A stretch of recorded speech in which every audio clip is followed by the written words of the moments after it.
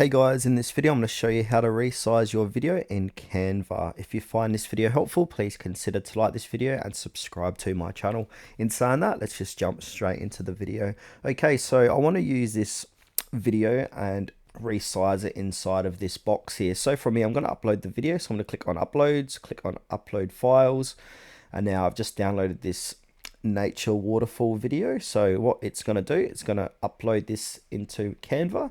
Now, while it's uploading, I'm going to drag it into here, like so.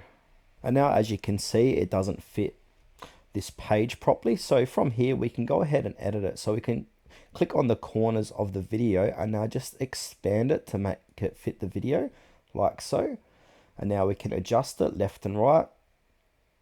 And now once you like where it's set, so say I want to go in the middle of this video. Now, if I go ahead and click on play, it looks pretty good.